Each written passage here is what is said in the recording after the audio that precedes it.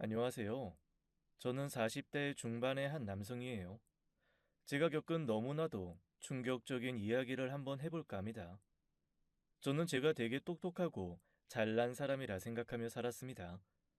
학창 시절에 나름 공부를 잘하는 편이었고, 적당히 좋은 대학을 나와 나름 돈도 잘 버는 직종에 종사하며 살았으니까요.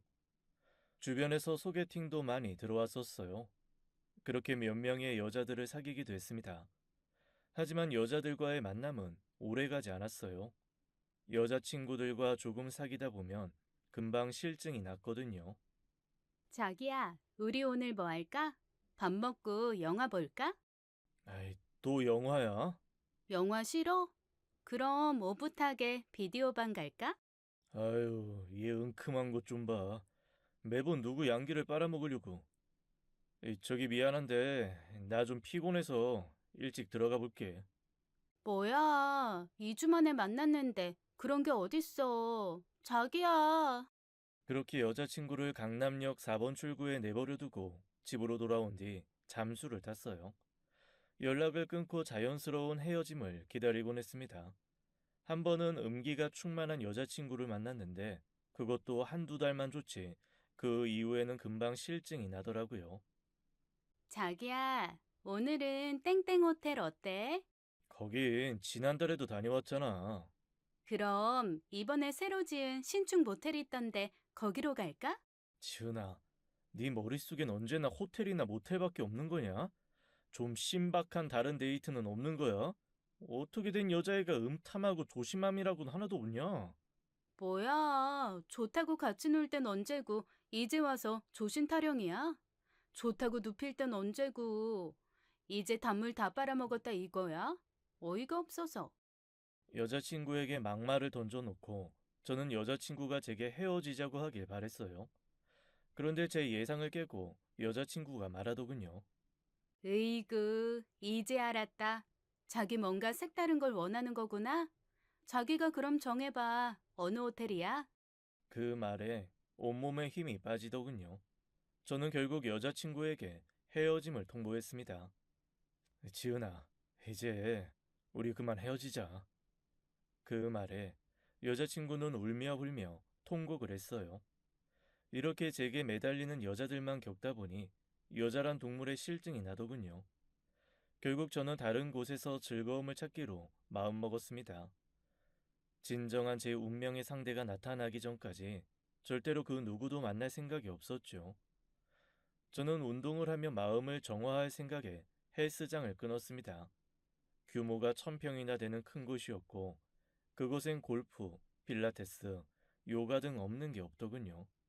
헬스장에 가서 운동을 하다 보면 꼭 한 명씩 여자들이 접근하곤 하는데요. 그런 사람들 중에 강사들도 없잖아 있곤 해요. 제가 철벽을 치다 보니 철벽남이라고 소문이 났습니다. 그랬더니 오히려 남자 트레이너 분들이 절 좋아하더라고요. 저를 경쟁자로 인식하던 사람들이 저를 일종의 동료로 생각해 주더라고요. 그렇게 저는 그들에게 아주 우호적인 동료이자 친구가 되었습니다. 헬스장 직원들과 친해지다 보니 이것저것 듣게 되는 이야기들도 많아졌어요. 어느 트레이너가 그만뒀다거나 새로 헬스장을 차려서 나갔다거나 하는 이야기들이요. 그러던 어느 날 좀 나이 많은 요가 강사님이 혼전 임신으로 늦은 결혼을 하게 되었다는 이야기까지 듣게 되었어요. 그리고 새로운 요가 강사님이 들어왔다는 것까지 알게 되었습니다. 헬스장 식구들이 새 식구를 환영하는 자리로 회식을 하는 날이었어요.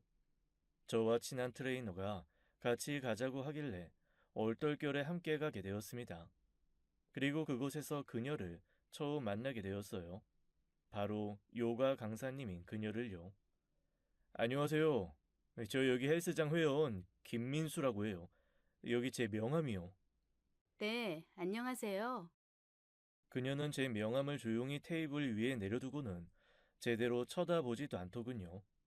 인사하는 목소리도 아주 간결하고 짧았고요. 한마디로 그녀의 첫인상은 차가웠습니다.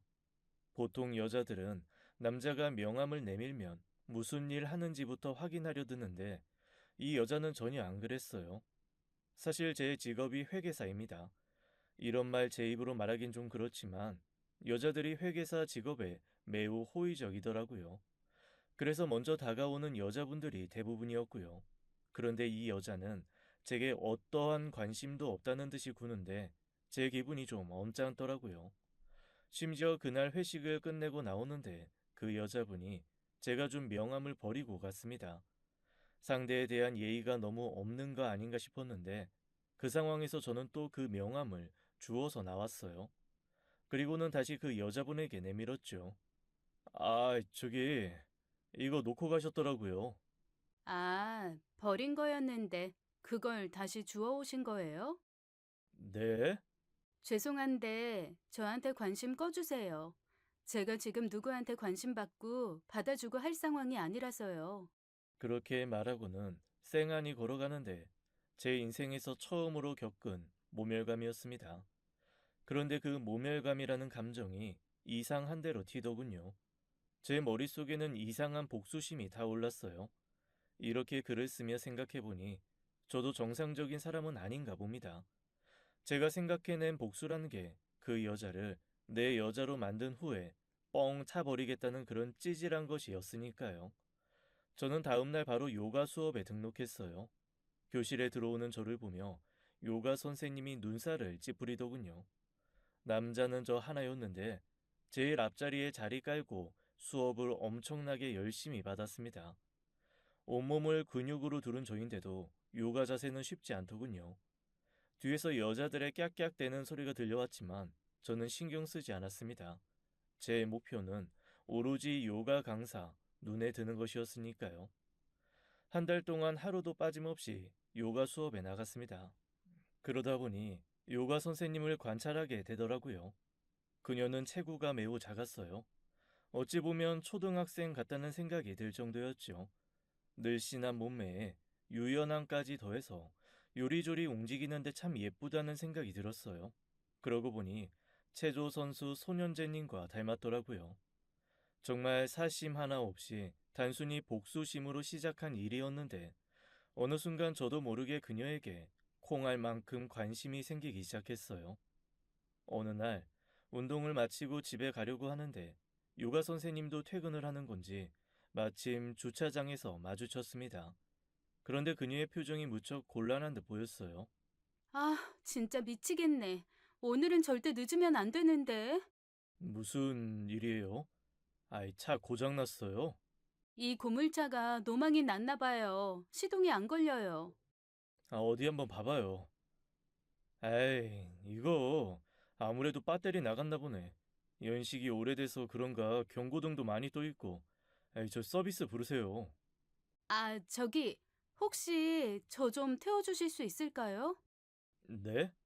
오늘만 좀 태워주세요. 제가 오늘 일찍 집에 들어가 봐야 해서요. 제가 월급날 되면 기름값은 드릴게요. 그렇게 강사님을 집 근처까지 데려다 주게 되었습니다. 왜 오늘 일찍 집에 들어가야 하느냐고 물어보자 통금 시간이 있다고 하더군요. 요즘 시대에 정말 드문 처자다라는 생각이 들었어요. 차를 수리하는 기간 동안 몇 번 더 집 근처에 데려다 주게 되었어요. 그러다 보니 둘 사이가 전보다는 좀 더 가까워졌습니다. 그러던 어느 날이었어요. 하루는 무슨 바람이 불었는지 선생님 표정이 무척 밝더라고요. 평소에 얼음 공주 모습은 온데간데 없이 말이죠. 저는 그 틈을 노려 음료수를 건넸습니다. 무슨 기분 좋은 일 있으신가 봐요? 아, 그게 티가 나나요? 신기하네. 무슨 일인데요? 아이, 뭐 복권에라도 당첨된 거예요? 복권이요? 뭐, 얼추 비슷하긴 하네요. 뭔데요? 그나저나 오늘 시간 돼요? 오늘 제가 식사 대접 한번 할까 해서요. 그동안 차 얻어 탄 것도 있고 자동차 수리센터에 맡겨주신 것 보답도 할 겸요. 저는 속으로 쾌재를 부르고는 제가 아는 가장 근사한 레스토랑으로 그녀를 데리고 갔어요. 우리는 기분 좋게 식사하고 서로에 대해 이야기를 조금 나누게 되었어요. 아내는 매일 밤 10시까지는 꼭 집에 들어가야 할 만큼 집이 엄하다고 했습니다. 부모님이 많이 엄하신가 보네요. 그렇죠 뭐. 어머, 벌써 시간이 이렇게 됐네요. 그만 일어날까요? 그녀는 부모님 이야기만 나오면 딴청을 피우는 듯 했어요. 게다가 항상 시간에 쫓기는 사람 같았습니다. 그녀는 신비로운 사람 같았어요. 흔히 양파 같은 사람이라고 하죠. 까도 까도 알 수 없는 사람. 그게 바로 제가 바라본 그녀의 모습이었죠. 예쁘장하고 귀여운 외모 때문에 주변에 남자들이 많았음에도 철저히 철벽을 치는 모습이 마치 저를 보는 것 같았어요.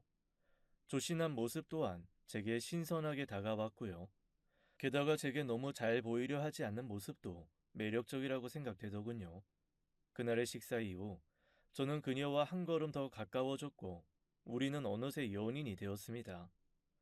제가 먼저 누군가에게 다가가고 사귀자고 한 건 처음이었어요. 더 많이 사랑하는 사람이 약자라더니 그 말이 진짜더라고요.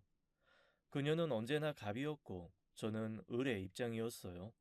만나는 날짜와 시간은 물론이고 장소까지 항상 그녀의 의견을 따랐습니다. 그럴 수밖에 없었던 게 그렇게 하지 않으면 만날 수가 없었거든요.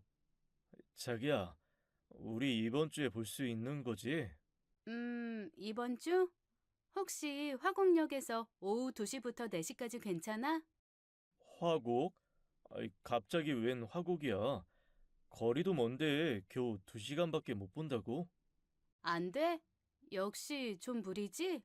그럼 미안하지만 우리 이번 주에는 보기 힘들겠다. 아니야, 아니야. 아이, 그럼 또 몇 주나 기다릴지 모르는데 내가 맞춰야지. 정말? 자기가 그렇게 말해주면 뭐. 그럼 그때 봐. 저번처럼 30분만 더 있다 가라는 둥 그런 얘기 하기 없기다. 여자를 만날 때 바쁜 척하는 건 늘 제 몫이었는데 제가 여자친구 스케줄에 맞춰주려니 예전 여친들에게 미안한 감정마저 올라오더라고요. 아무튼 서로에게 정을 쌓아가던 중 어느 날 그녀와의 하룻밤을 기대할 만한 사건이 생겼어요. 어느 순간부터 여자친구에게 푹 빠져버린 저는 언제쯤이면 그녀와 하룻밤을 보낼까 애태우고 있었죠. 여자친구와 사귄 지 한 3개월 정도 지났을 무렵의 일이었어요. 밤 12시가 되어서 여자친구에게서 전화가 왔습니다. 여보세요. 자기야? 이 시간에 안 자고 뭐해? 자기야, 나 좀 도와줘. 무슨 일이야? 나 무서워. 빨리 우리 집으로 좀 와줘.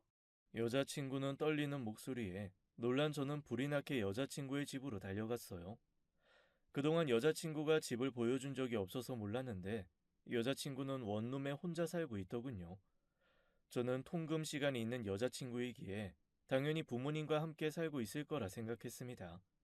그런데 그럴 생각할 겨를 없이 여자친구의 원룸은 엉망진창 상태였어요.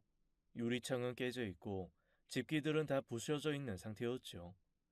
여기저기 서랍도 다 헤집어져 있는 게 아무래도 도둑이 든 것 같았습니다. 자기야, 괜찮아? 어디 다치진 않았고? 괜찮아. 이게 갑자기 어떻게 된 거야? 언제 이런 거고? 모르겠어. 자기 전에 목이 말라서 물을 먹으려는데 생수가 다 떨어졌더라고. 그래서 물 사러 편의점에 갔다 왔더니 이렇게 돼 있었어. 일단 신고부터 하자. 신고? 아, 그런 거 했다가 괜히 보복당하면 어떡해. 나 너무 무서워. 신고를 해야 다음부터 이 집에 안 들어오지. 그나저나 뭔 놈의 도둑이 이렇게 집을 다 때려 부셔놨냐? 안 되겠다. 내가 지금 바로 신고할게. 아니야, 그냥 하지 마. 신고하지 말라는 여자친구의 태도가 저는 이해가 가지 않았습니다. 보통 도둑이 들면 신고하는 건 너무나 당연한 거잖아요. 그런데 여자친구는 뭔가를 알기라도 하는 것처럼 겁에 질려 있었어요. 저는 결국 여자친구의 강력한 만류에 신고를 하지 않았어요. 그날 여자친구네 집에서 함께 하룻밤을 보내게 되었습니다. 떨고 있는 여자친구를 놔두고 혼자 집으로 돌아오기도 그래서 아침이 될 때까지 제가 옆에서 계속 지켜주었죠.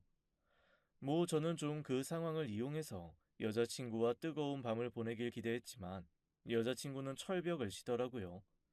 결국 여자친구는 침대에서 자고 저는 바닥에서 자게 되었죠. 대신 그날 밤 여자친구에 대해 새로운 사실을 알게 되었어요. 그건 바로 여자친구는 부모님과 함께 살지 않는다는 것과 통금 시간에 대한 이야기였죠. 알고 보니 여자친구는 스스로 통금 시간을 만들어 집에 들어가는 거였어요. 그 이유가 혼자 산다고 하면 남자들이 쉽게 볼까 봐서 일부러 통금 시간이 있다고 한 거였대요. 그럼 보통의 남자들이 부모님이랑 같이 산다고 생각해서 쉽게 보지 않는다는 거였죠. 그런 모습의 여자친구를 보니 정말 조신하고 참한 사람이라는 생각이 들었어요. 그리고 여자친구는 부모님이 안 계시다는 사실도 알게 되었습니다. 어머니는 원래 오래전에 돌아가셨고 아버지가 계셨었는데 오랜 병상 생활 끝에 1년 전에 세상을 떠나셨다고 하더군요. 오랜 병상 생활 탓에 밀린 병원비를 내느라 지금도 여자친구가 고생하는 거라고 했습니다. 그동안 그런 큰 아픔을 갖고 있었으면서 어쩌면 내게 내색 한번 하지 않았을까 싶었어요. 홀로 꿋꿋하게 지내는 모습의 여자친구가 안쓰러우면서도 대견하게 느껴졌습니다. 그 사실을 알게 된 후 더 여자친구를 지켜주고 싶다는 생각이 많이 들었어요. 그래서 철벽남이었던 제가 결혼까지 결심했습니다. 하지만 여자친구는 쉽게 제 청혼을 받아주지 않더라고요. 아직은 마음의 준비가 안 되었다며 거절하기 바빴죠. 저는 여자친구가 결혼을 결심할 때까지 묵묵히 옆에서 있어 주었어요. 그런 제 노력을 하늘이 알아준 건지 어느 날 갑자기 여자친구가 제게 결혼하자고 하더군요. 자기야, 혹시 우리 결혼하면 어디서 살지 생각해 봤어? 어? 아이, 우리 결혼? 자기 드디어 결혼 승낙해 주는 거야? 뭐, 상황에 따라서? 에이, 그게 무슨 말이야? 실은 내가 꼭 살고 싶은 집이 있는데 그 집이 이번에 매물로 나왔더라고. 살고 싶은 집? 어떤 집인데? 그냥 아파트야. 실은 내가 부동산에 관심이 좀 많아서. 근데 알다시피 내가 돈은 없잖아. 그래서 혹시 자기가 그 아파트 사줄 수 있는지 해서. 혹시 자기 명의로 아파트 사달라는 거야? 아니야, 그런 거. 날 뭘로 보고? 난 그런 속물 아니거든.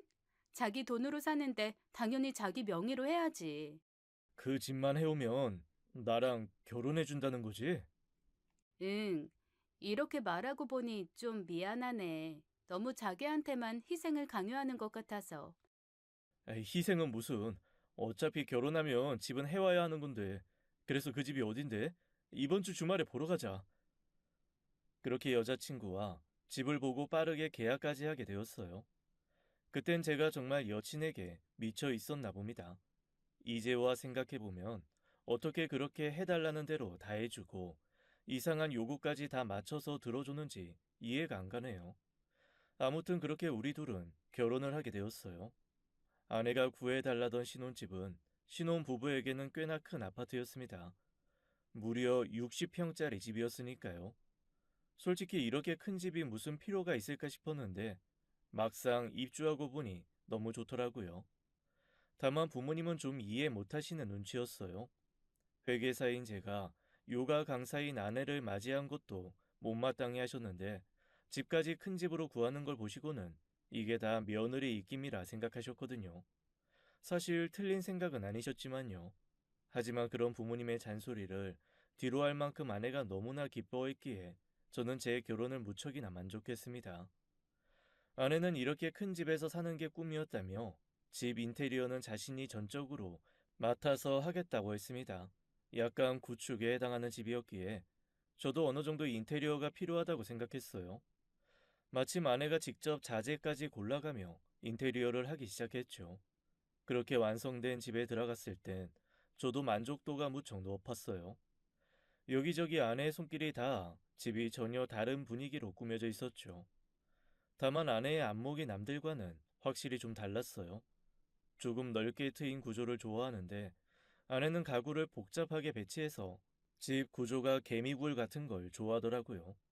동선이 좀 안 좋긴 했지만 그래도 이것도 나름대로 독특하고 재미있다라는 생각에 아내 의견을 존중해 주었습니다. 아내와의 신혼생활은 정말 달콤했어요. 다른 여자들은 결혼 후에 남자를 구속한다는데 제 아내는 그런 것도 전혀 없었습니다. 그래서 오히려 좀 구속해 주길 바라게 될 지경이었죠. 아내는 결혼 후에도 계속해서 요가 강사 일을 하며 귀가 시간을 절대로 밤 10시를 넘기지 않았어요. 게다가 잠자리에 드는 시간도 아주 철저하게 딱딱 지키고는 했죠.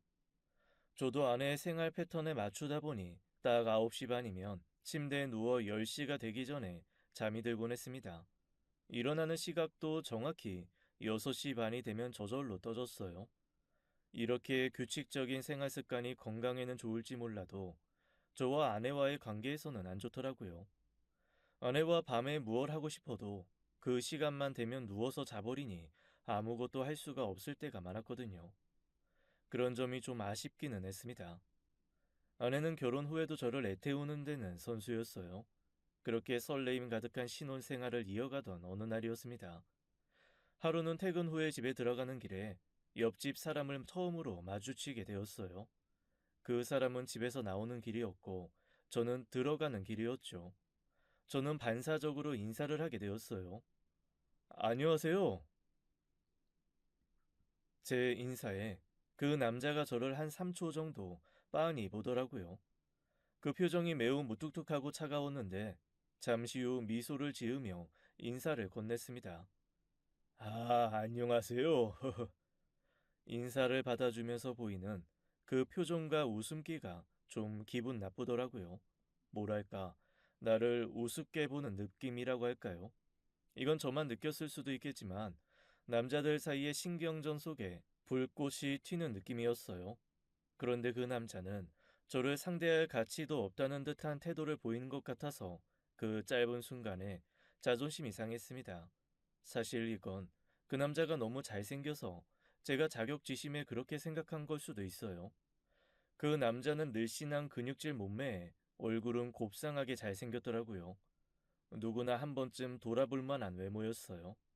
다만 풍기는 인상이 평범하진 않았습니다. 눈빛이 좀 매섭다고나 할까요? 아무튼 그런 강렬한 인상의 첫인사를 하게 되었죠. 여보, 나 방금 전에 옆집 남자 봤다. 뭐? 옆집 남자 봤다고. 당신도 본 적 있어? 아니? 옆집 남자 인상이 영 별로야. 기생 오라비처럼 생겼는데 눈빛이 너무 날카로워. 내가 인사했는데 말없이 나를 뚫어져라 쳐다보더라니까. 그래서 당신 인사 씹었어? 아니, 뭐 한 3초 있다가 인사를 하긴 했는데 날 막 아래로 내려다보면서 실실 웃으면서 인사하는데 되게 기분 나쁘더라고. 처음 본 사람한테 이런 말하기 좀 그런데 관상이 좀 범죄자 관상이야. 범죄자는 좀 너무했다. 그래도 꽤 잘생긴 편인데. 당신 그 남자 본 적 없다며? 어? 그게 생각해보니까 전에 한번 본 것 같네. 엘리베이터에서. 이제 생각났어. 그래? 아이 근데 잘생긴 것보다 중요한 게 인상 아니야? 나처럼 이렇게 사람이 좋아 보여야지. 안 그래? 그렇게 아내와 가벼운 대화를 나누었다고 생각했습니다. 하지만 그 말 속엔 뼈가 있다는 걸 저만 눈치채지 못했죠. 그 후로도 몇 번이나 더 옆집 남자를 보곤 했어요. 봐도 봐도 인상은 영 별로더군요. 그냥 잘생긴 깡패 같았어요. 그런데 하루는 그놈이 먼저 인사를 다 하더라고요. 안녕하세요. 퇴근하시나 봐요. 아, 네. 그쪽은 어디 가시나 봐요. 이놈은 제 말에 대답은 안 하고 딴소리를 하더라고요. 신혼이죠. 신혼생활 어때요?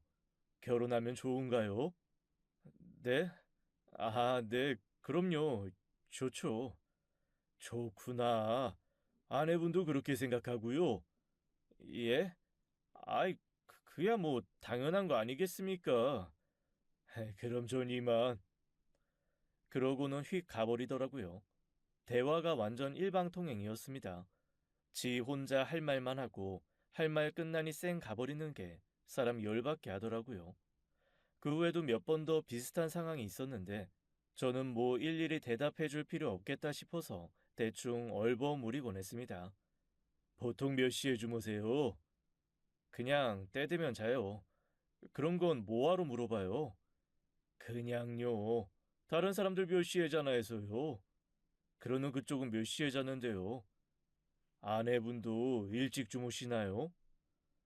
저는 대꾸 없이 그 남자를 빤히 보았습니다. 그런 게 왜 궁금하세요? 그냥 궁금해서 물어본 건데, 아이, 우리 사장님 기분 나쁘셨나 보네.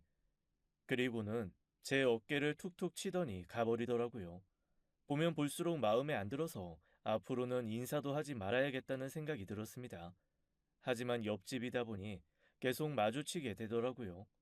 이제 저는 먼저 인사를 안 하는데 그놈이 먼저 말을 걸곤 했습니다. 나 오늘 옆집 아줌마 봤어요, 마트에서. 아저씨 회사가 있을 때. 그러면서 실실 웃는데 어이가 없더라고요. 이놈이 내 마누라한테 관심이 있나 싶어 경계심이 팍 들었습니다. 제가 말없이 쳐다보자 그러더군요. 왜? 아니 내가 옆집 아줌마 보면 안 되는 거예요? 아저씨, 눈에 힘 풀어요. 아이 무서워 죽겠네. 점점 옆집 남자가 불편해졌어요. 보아하니 하루 종일 집에만 붙어 있는 것 같은데 내 아내가 혼자 집에 있을 때 찾아오면 어쩌나 싶더라고요. 그냥 다 불안했습니다. 그런데 저를 더 불안하게 하는 일이 일어났어요. 그날도 어김없이 자리에 일찍 누워 잠이 들었습니다. 그런데 감기 기운이 있어서인지 목이 많이 아프더라고요. 물을 마시기 위해 잠에서 깨게 되었어요. 기침이 자꾸 나오려는 걸 꾹 참았습니다. 아내가 깰까 봐서요. 그런데 옆자리를 확인해 보니 아내가 없었어요. 저는 집 이곳저곳을 둘러보며 아내를 불렀습니다. 하지만 아내는 보이지 않았어요. 60평대 집이다 보니 화장실도 3개라서 화장실도 하나하나 모두 찾아보았는데 아내는 없었어요. 혹시 이 시간에 밖에 나갔나 싶어서 신발장에서 아내 신발을 찾아보았는데 신발은 그대로였어요. 다른 신발을 신고 나갈 수도 있으니 전화를 해봐야겠다는 생각이 들었죠. 아내는 전화를 받지 않았습니다. 뭐야, 이 시간에 어디 간 거야, 걱정되게. 저는 안 되겠다 싶어서 집 주변 마트와 편의점을 둘러봐야겠다 싶었어요. 대충 잠바를 주워 입고 신발을 신으려는데 제 뒤에서 아내가 나타났습니다. 여보, 이 시간에 어딜 가는 거야? 아이, 깜짝이야. 당신 왜 이렇게 놀래? 아이, 놀래라. 아이, 당신 집에 있었어? 어, 아니, 당신이 안 보이길래 나간 줄 알고 걱정돼서 찾으러 가려고 했지. 도대체 어디 있었던 거야? 나 그냥 집에 있었는데? 그러니까 집 어디에 있었냐고. 그냥 화장실도 갔다가 방에도 갔다가 그랬지. 내가 부르는 소리 못 들었어? 못 들었어. 우리 동선이 엇갈렸나 보다. 뭐해? 얼른 들어와. 계속 현관 앞에 서 있을 거야? 정말 이상하다라는 생각을 하며 저는 다시 잠자리에 들었습니다.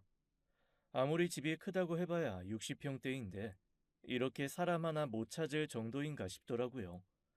저는 찾는다고 다 찾아보았는데 그때는 정말 아내가 보이지 않았거든요. 제가 감기에 걸려서 열도 좀 있었고 그래서 그런 건가 하고 넘어갔어요. 그런데 이런 일은 또 벌어졌어요. 또다시 아내가 사라진 거였죠. 역시나 신발은 그대로였어요. 저는 집안을 샅샅이 뒤져보았습니다. 집안 구석구석을 보는데 걸리는 시간도 꽤 오래 걸렸습니다. 이럴 땐 미로 같은 집 구조가 원망스럽더라고요. 그런데 이번에도 역시 아내가 보이지 않았어요. 아내에게 전화를 해보았지만 아내의 핸드폰 벨소리도 들리지 않았죠. 아내가 워낙 몸집이 작아서 어디 장롱에라도 들어가 있나 싶어 장롱까지 모두 다 열어 확인을 해보았어요. 제가 장롱을 뒤지고 있는데 뒤에서 누군가 제 어깨를 툭 쳤습니다. 아이, 깜짝이야. 여보, 지금 뭐 하는 거야? 장롱은 왜 다 뒤지고 있어? 당신 어디 갔었어? 혹시 밖에 나갔다가 들어오는 거야? 무슨 소리야? 나 집에 있었는데. 당신 요새 왜 그래? 자꾸 밤마다 깨고. 나 없어졌다고 온 집을 다 헤집고 다니고. 당신 요새 기가 많이 허해진 거 아니야? 그리고 내가 안 보이면 잠깐 화장실에 갔나 보다 하면 되지. 뭘 이렇게까지 해서 찾으려고 해? 아유, 땀 냄새. 나 찾는다고 땀까지 흘리고. 얼른 씻고 와. 당신 냄새나. 어? 어. 그리고 자기 이러는 거 나 좀 무서워. 꼭 의처증 있는 사람 같고. 뭐? 의처증? 야, 그건 좀 말이 심하다.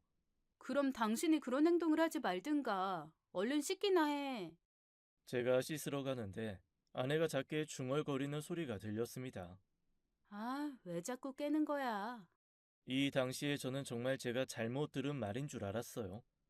저는 가다 말고 서서 물었습니다. 뭐? 지금 뭐라고 했어? 어? 나 아무 말도 안 했는데? 그날 이후에 또 한 번 같은 일이 생겼어요.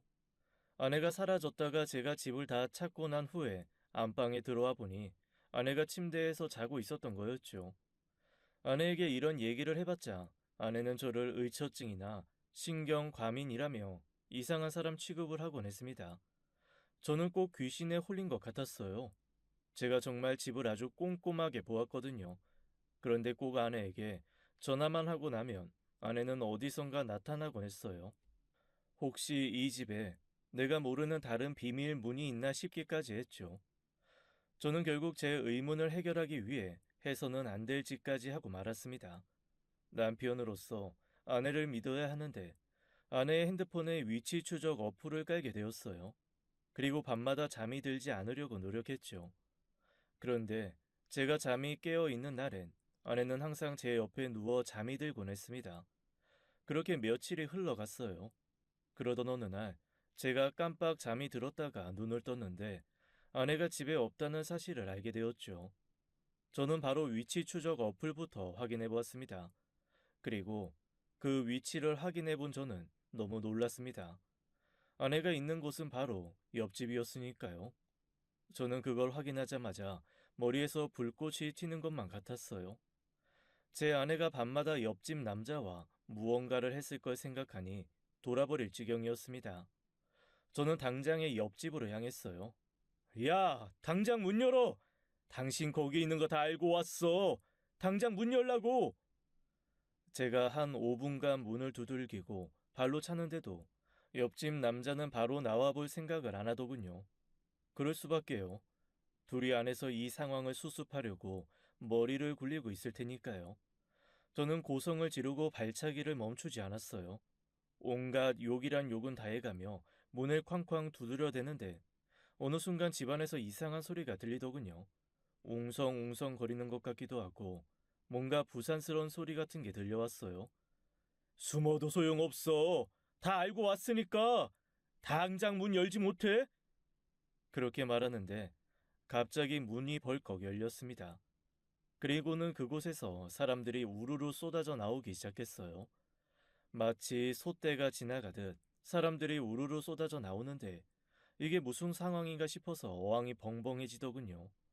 그 와중에 정신 차리고 제 아내가 나오는지 눈을 씻고 찾아보았습니다. 그런데 나오는 사람들 모양새가 영 이상하더라고요. 옷으로 얼굴을 가린 채 가방을 하나씩 품에 딱 끼고는 헐레벌떡 계단으로 내려가는데 아무리 봐도 죄진 사람들 모습 같았어요. 대략 수십 명의 사람이 빠져나간 것 같은데 제 느낌엔 수백 명이 빠져나간 느낌이었어요. 저는 안 되겠다 싶어서 그 사람들 사이를 삐짓고 집 안으로 들어갔습니다. 집 안으로 들어서서 온 방을 헤집고 아내를 찾으려는데 갑자기 제 눈앞에 옆집 남자가 나타나더군요. 이게 지금 뭐 하는 짓이죠? 아, 왜 야밤에 남의 집을 찾아와서 이 난리를 피우는 겁니까? 비켜. 내 아내 어딨어? 내 아내 데리고 여기서 무슨 짓 한 거냐고! 저는 그놈의 멱살을 잡아 쥐었어요. 저보다 키 큰 그놈의 멱살을 잡아 올리려는데 꿈쩍도 안 하더군요. 그래도 오기로 멱살을 잡고 흔들었습니다. 그랬더니 그 놈이 제 손을 뿌리치고는 기분 나쁘게 크크거리며 웃더라고요. 그렇게 잠시 웃더니 아주 싸늘한 표정으로 저를 노려보며 말하더군요. 네 아내를 왜 여기 와서 찾아? 당신 돌았어? 아님 당신 아내가 여기 있다는 증거라도 있는 거야? 증거? 당연히 있지. 이 집에서 내 아내 찾는 즉시 너는 콩밥 먹을 준비나 해라. 어디 신성한 가정집에서 도박 하우스장을 운영할 생각을 해? 어이가 없네. 그래 한번 찾아봐요. 그런데 만약 못 찾으면 오늘 업장 영업 못해서 날린 돈, 그거 당신이 물어야 할 거야? 저는 그놈이 헛소리를 하던지 말던지 제 아내를 찾기 바빴습니다. 온 방안을 둘러보고 여기저기 다 찾아보았어요. 정말 구석구석 안 찾아본 것이 없었죠. 그런데 정말 귀신이 곡할 노릇인지 제 아내는 그 집 어디에도 없었어요. 점점 당황스러워지더군요. 제 표정에 그놈이 한마디를 거들었습니다. 전화라도 해봐요. 아, 이 집에 있으면 벨소리라도 나겠지. 안 그래요? 그놈이 아주 당당하게 말했습니다. 그놈 말대로 해보는 게 자존심이 상했지만 저는 아내에게 전화를 걸었습니다. 저는 이 집에서 벨소리가 나는지 확인하려고 귀에 온 신경을 집중했어요. 전화 송심음이 10번 정도 흘렀을 때 아내가 제 전화를 받더군요. 여보세요? 당신, 지금 어디야? 어? 어디라니? 나 집이지. 그러는 당신은? 당신이 집이라고? 그럼 집이지. 어디겠어. 아, 자다 일어나서 더워서 베란다 문 좀 열었다가 자려고 왔는데 당신 없길래 화장실 간 줄 알았더니 당신 바뀐 거야? 이 시간에 어딜 간 거야? 아니, 그게... 저는 더 이상 할 말을 찾지 못하고 전화를 끊었습니다. 분명 아까 나가는 사람들 중에 제 아내는 없었는데 이게 어떻게 된 일인지 도저히 이해가 되지 않았어요. 옆집 남자는 팔짱을 낀 채 저를 한심하다는 듯 위에서 아래로 내려다보고 있더군요. 죄송합니다. 제가 큰 오해를 한 것 같아요. 오늘 매출 어떻게 메꿀 건데 당신 같은 일반 전문직이 여기 하루 매출 갚으려면 당신 한 달치 월급으로도 모자라. 그런데 어찌됐든 이거 불법이잖아요. 여기서 이런 거 하면 안 되죠. 안 그래요? 어이가 없네. 불법 영업은 방해해도 된다는 거야, 뭐야? 됐고, 당신 돈 필요 없으니까 이왕 이렇게 알려진 거 눈 감아주는 조건으로 오늘 일 없던 걸로 하는 거 어때? 그럼 나도 더 이상 이웃집에 걸릴까봐 신경 쓸 필요도 없고 서로 상부상조하는 거 아니야? 저는 옆집의 불법 도박 장면을 봤음에도 결국 신고하지 못했습니다. 옆집이 도박 하우스장이라는 게 좀 충격이긴 했지만 그날 아내의 행적의 미스테리로 인해 충격이 더 컸거든요. 아내는 제게 어딜 갔다 왔냐며 묻더군요. 당신 이 시간에 어딜 다녀온 거야? 어? 아니, 그냥 잠깐 밖에. 그런데 말이야. 혹시 밖이 좀 소란스러웠을 텐데 아무 소리 못 들었어? 소리? 글쎄, 난 아까도 말했다시피 베란다 문 열고 와서 바로 다시 잠들어서 내가 깊이 잠들어서 아무 소리도 못 들었는데 혹시 오늘 밖에서 무슨 일 있었던 거야? 뭔데? 아니야. 아무것도. 그날 이후 저는 제 자신을 의심하기 시작했어요. 혹시 내게 의처증이 있는 건가? 아니면 환각과 환청 혹은 환시 같은 게 있어서 일어나지 않은 일을 겪거나 느끼는 건 아닌지 말입니다. 내가 원래 이렇게 여자한테 집착하는 타입이었나 곰곰이 제 자신을 돌아보게 되더군요. 아무리 봐도 제가 미친 것 같진 않은데 아내가 자꾸만 집안에서 사라지니 저는 다른 방법을 찾게 되었어요. 그건 바로 집안에 CCTV를 설치하는 것이었죠. 아내 모르게 설치된 CCTV를 저는 매일 아침마다 몰래 확인을 했습니다. 하지만 그 영상을 보고 난 후 저는 더더욱 미스테리에 빠졌어요. 영상의 모습은 이랬습니다. 아내가 조용히 안방 문을 열고 나오더니 주방과 연결된 베란다로 가는 게 보이더군요. 그런데 그곳에 간 아내가 3시간이 지나서야 베란다 문을 열고 나와 안방으로 들어오더라고요. 그 베란다는 세탁기가 놓여 있는 곳이었어요. 한밤중에 잠옷을 입은 채로 베란다에 3시간씩이나 있는 게 평범한 상황은 아니잖아요. 너무 이상했습니다. 저는 아내가 집을 비운 사이 그 베란다를 꼼꼼히 살폈어요. 그리고 엄청난 사실을 알게 되었죠. 그 베란다 세탁기 뒤쪽에 아주 작은 개구멍이 있다는 사실을요. 제 머리 하나 간신히 들어갈 만한 크기의 구멍이 방석 같은 곳으로 막혀 있었습니다. 저 같은 남자는 절대로 들어갈 수 없는 크기였지만 아내처럼 체구가 작고 유연한 사람이라면 들어갈 만한 크기였죠. 도대체 이곳에 왜 이런 구멍이 뚫려 있는 걸까 생각하고 또 해보았습니다. 결론은 하나였어요. 아내가 옆집 남자와 바람을 피우던가 아니면 도박에 빠진 거겠죠. 저는 아내가 사라지는 날 밤을 손꼽아 기다렸어요. 그리고 아내가 사라졌을 때 세탁기를 완전히 벽에 붙여서 아내가 절대로 들어올 수 없게 했습니다. 그리고 옆집 초인종을 눌렀습니다. 옆집 남자가 나오더군요. 형씨가 여기 웬일? 설마 게임에 관심이 좀 생기셨나? 저는 옆집 남자를 밀치고 무작정 제 아내를 또 찾아 헤맸습니다. 그리고 내 집과 이어져 있는 그 집 베란다 쪽을 향해 돌진했어요. 역시나 제 예상대로였어요. 아내는 세탁기로 막혀있는 개구멍 앞에서 어쩔 줄 몰라 당황하고 있었습니다. 힘으로 세탁기를 밀어내려는데 그 무거운 게 밀릴 리도 없었죠. 지금 여기서 뭐 하는 거야? 여보, 당신이 여기를 어떻게... 설마 당신이 이 구멍 막은 거야? 너 밤마다 여기 와서 뭐 했어? 도박했어? 아내는 아무 말이 없더군요. 너 설마 저런 범죄자랑 바람 피운 거 아니지? 아니야. 그런 거 진짜 아니야. 여보, 미안해. 내가 다 설명할게. 제발 한 번만 용서해줘. 저는 그곳에서 아내를 끌어냈습니다. 옆집 남자가 다가와서 귀찮은 일 생겼다는 듯이 인상을 찌푸리더군요. 아이, 귀찮게. 옆집 남자가 키가 2미터는 되어 보이는 덩치 큰 남자에게 눈짓을 한번 하자 그 거구의 남자가 제 앞으로 성큼성큼 다가왔습니다. 그리고는 제 멱살을 잡아서 그대로 올렸어요. 컥컥거리며 빠져나오려는데 그놈 힘이 얼마나 센지 제가 어찌할 수가 없었어요. 땅으로 내려오지도 못하고 버둥거리기만 했습니다. 제 얼굴에 피가 쏠려 시뻘개지는데 옆집 남자가 무섭게 말하더군요. 행여나 신고할 생각 마라. 안 그럼 앞으로 영영 당신 안에 못 보게 될 테니까. 그 말이 끝나자 제가 땅으로 내려졌습니다. 아내와 저는 문 밖으로 내동댕이 쳐졌어요. 저는 아내를 집으로 데려와 자초지정을 듣게 되었습니다. 여보, 미안해. 당신이 이런 일까지 겪게 해서. 그런데 정말 어쩔 수 없었어.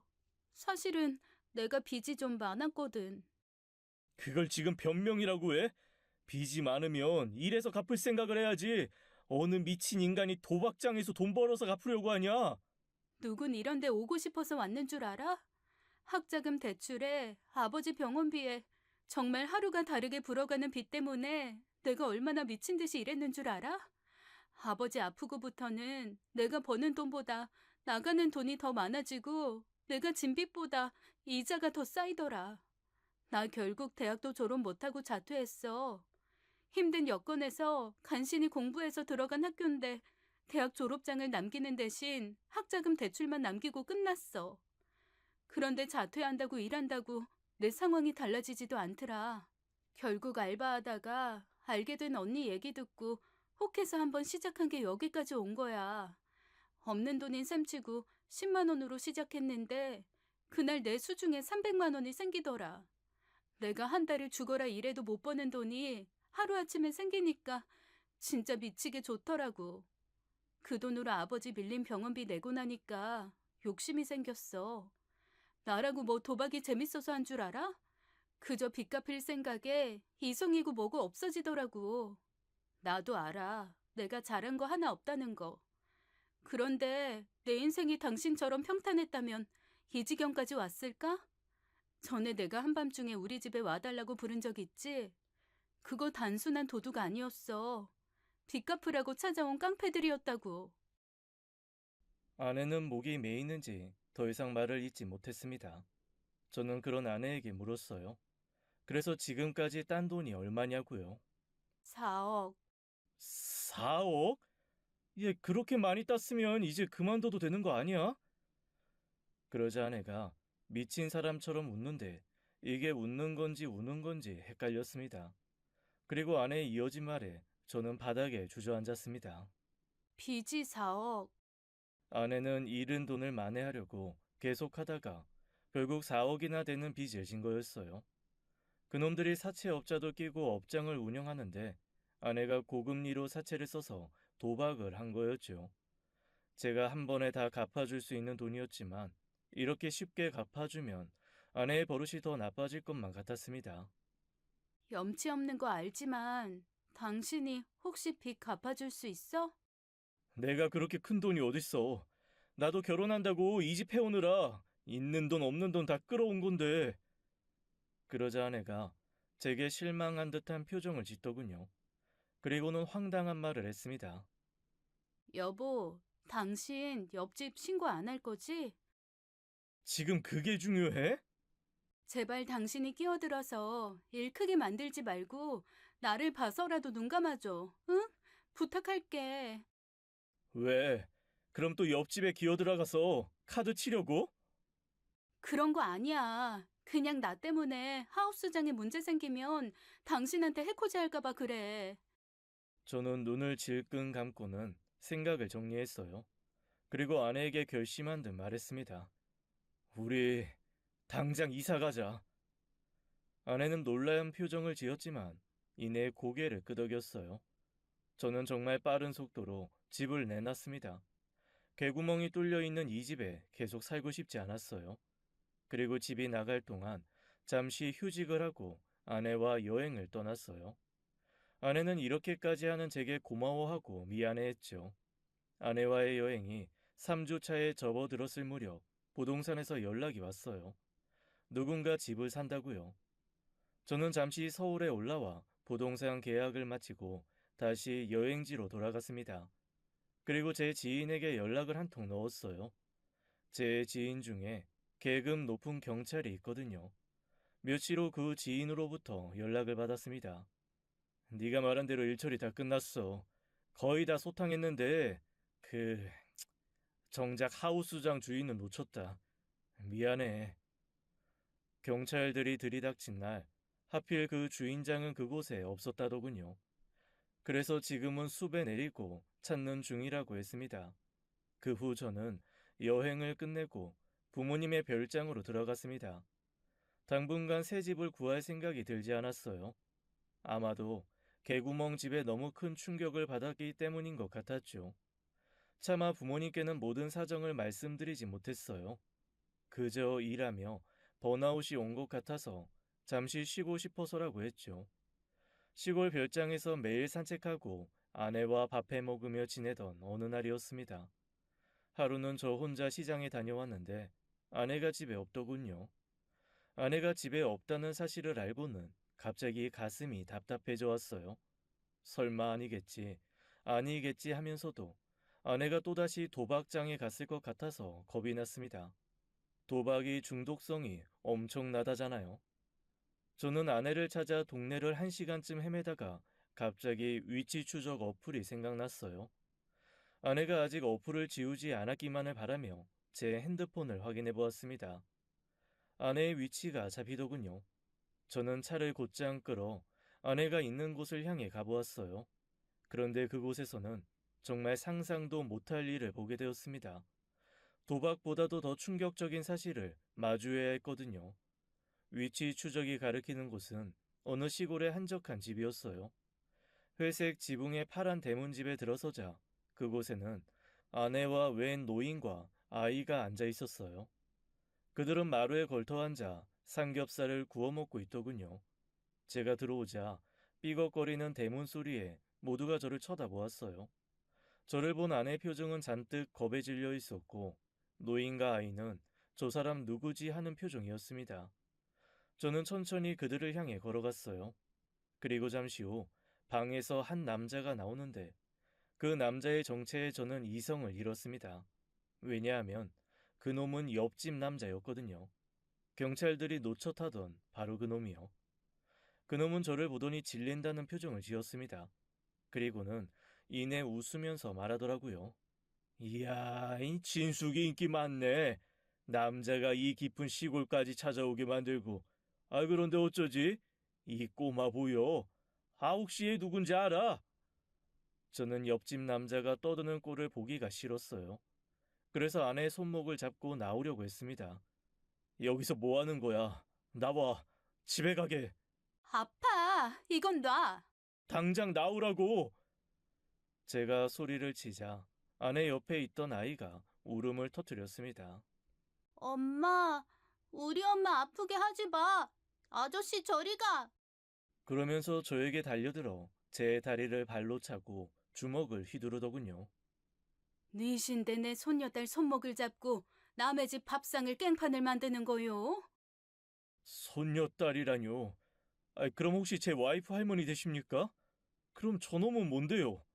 누구긴? 우리 증손주 애비 되는 사람이지. 도대체 저 사람들이 무슨 말을 하는 건지 이해가 가지 않았습니다. 그저 귀가 멍멍해지는 것 같았어요. 진수가 뭐해? 나가서 정리하고 와. 그 남자 말에 아내가 저를 데리고 밖으로 나가자더군요. 저는 그냥 여기서 말하라고 성질을 부렸습니다. 그런데 미친 사람처럼 소리 지르는 제 모습에 아이가 엉엉 울더군요. 결국 저는 그 노인과 아내 손에 대문 밖으로 끌려나와 주었어요. 아내는 저에게 미안하다는 말로 자신의 이야기를 시작하더군요. 내가 다 설명할게. 당신한텐 정말 미안해. 그리고 시작된 이야기에 저는 정말 학을 떼버렸어요. 아내가 그놈에게 진 도박 빚을 몸으로 갚았던 거였어요. 그것도 여러 번이요. 그래서 아이가 생겼고 그 아이를 시골 외할머니네 집에 맡긴 거였죠. 그렇다고 그놈과는 혼인을 하지도 않았답니다. 그런 놈이 아내와의 사이에 아이가 생겼다고 결혼 같은 걸 해줄 리가 없었으니까요. 아내는 더 끔찍한 이야기를 꺼내더군요. 나 그 사람 옆에 있고 싶어. 그 남자가 좋은 사람은 아니지만 나 그 남자 사랑해. 어이없는 이야기에 온몸에 피가 빠져나가는 것 같았어요. 사랑이라니. 누가 누굴 사랑한다는 건지 듣고도 이해가 가지 않았습니다. 단순히 도박한 거 아니었어? 바람까지 피우면서 개구멍 왔다 갔다 했던 거야? 바람 아니야. 오히려 당신 존재가 그 사람한테 불륜인 거지. 뭐? 그럼 대체 나랑 결혼은 왜 한 거야? 네가 죽도록 좋아하는 저 범죄자랑 결혼할 것이지. 저 사람 그런 식으로 말하지 마. 당신이랑 결혼한 건 그냥 일종의 오기 같은 거였어. 그게 무슨 뜻이야? 아내는 그놈에게 질투심을 유발하려고 저와 결혼해서 그의 옆집으로 이사를 왔다고 했습니다. 그래서 자기 좀 봐달라고요. 그런데 냉혈 아닌 그놈은 오히려 그 상황을 즐겼다고 하더군요.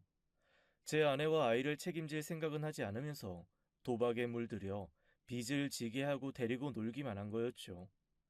아내는 도박보다도 그 잘생긴 범죄자 놈에게 미쳐있는 사람이었어요. 자신에게 해가 되는 걸 알면서도 끊지 못하는 사랑 중독자였습니다. 그동안 아내가 제게 보였던 모든 행동들이 주마등처럼 지나가더군요.